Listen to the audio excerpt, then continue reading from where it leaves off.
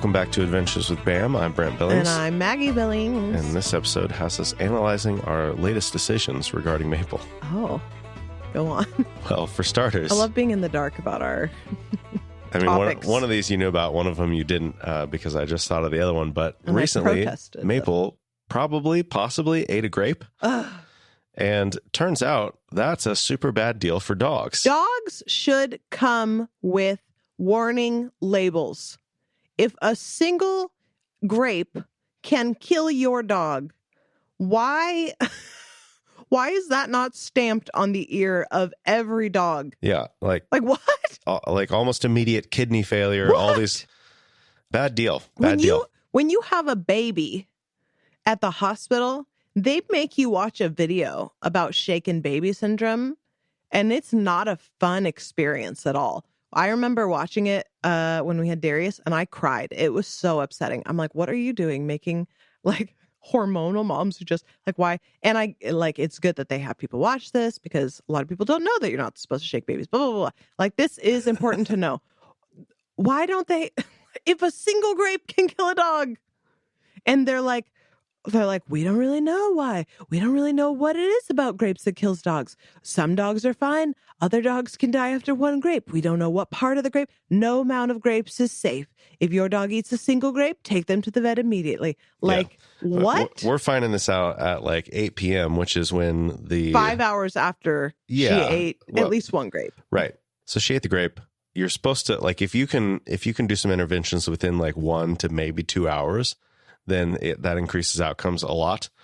But we were finding this out later, after that ideal window of time had passed. Mm-hmm. And also as the last like local vet was closing for the night. They close at 8. Moments later. Yeah. And so we were looking at the emergency vet. So we call them up and they're like, oh yeah, you should absolutely bring her in, blah, blah, blah. Probably going to keep her for 2, maybe 3 days, IVs, all these scans, all these tests. It's like, so we're looking at like $2,000 or $3,000, and it's like, we were like, boys, go play in your room. Mommy and Daddy need to have a talk. Yeah. So ultimately, we decided to take the gamble, and she's fine. We got lucky. Yeah, we kind of were just like, okay, maybe she didn't even actually eat a grape. Well, it's tricky. The situation is there are neighbors to our north have grapevines that grow up and over the fence.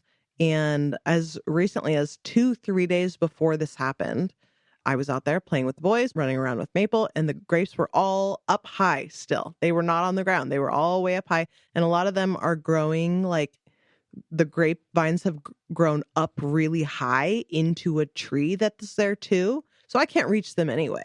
So I was like, okay, grapes are up there. Well, and then this day, I don't remember what it was, I let Maple out and took her off the leash to like run around, and I think I was cleaning up poop or something while she was running around. And then after a couple of minutes went to see what she was doing in that back area and was like, oh, she's getting into something. Like, let's go see.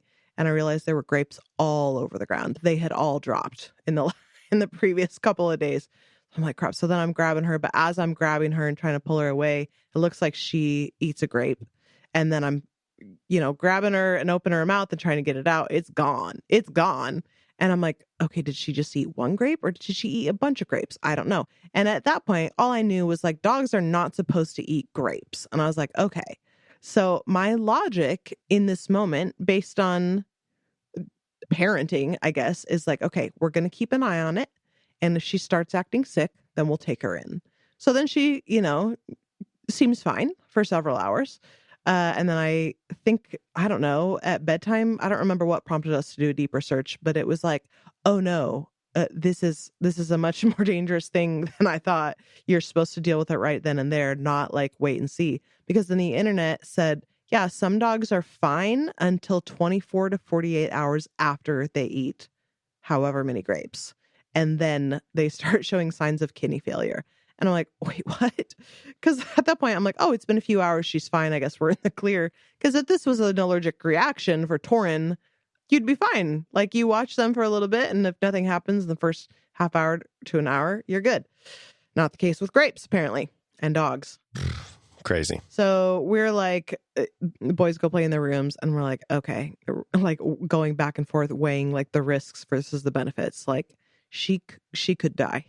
And I'm like, but what if she only ate one grape? What if she didn't eat any grapes? What if what I saw her grab wasn't even a grape at all? She just was in the vicinity of the grapes. What if like they don't, why are some dogs? So then I'm like talking to other people and like definitely remembering that we fed one of our dogs grapes for years. We fed Gracie grapes for years and she ate them.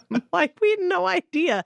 And then Carly and I'm like, Carly, did you know that grapes were so toxic? And she's like, you know what? She's like, there's vineyards all over Europe and there's dogs everywhere. She's like, there's not a bunch of dead dogs across Tuscany. I was like, you're right. You're right. This is probably fine, right? So we decided to just like wait and pray.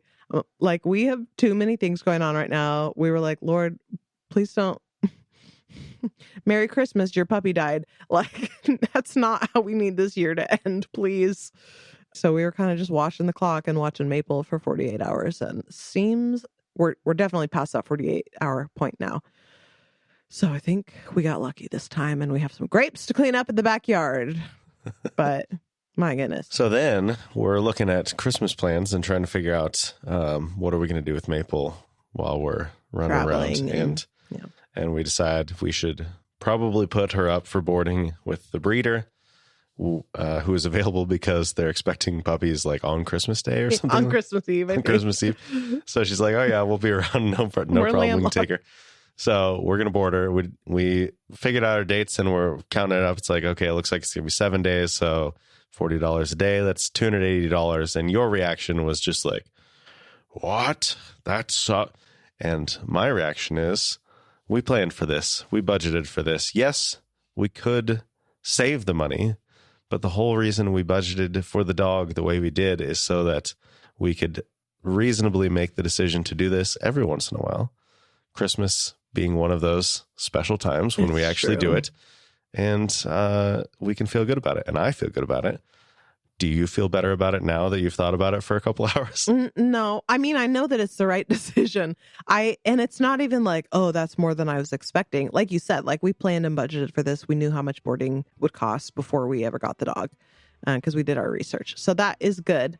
I just feel like there have been a lot of unexpected expenses in the last few weeks and other financial things that come up that it's like, even the things that we did budget for, I'm like, oh man, do we need to dial it back? Like, but that's what emergency funds are for. And that's what savings are for. I just want to spend savings on a down payment for a new house. That's sure.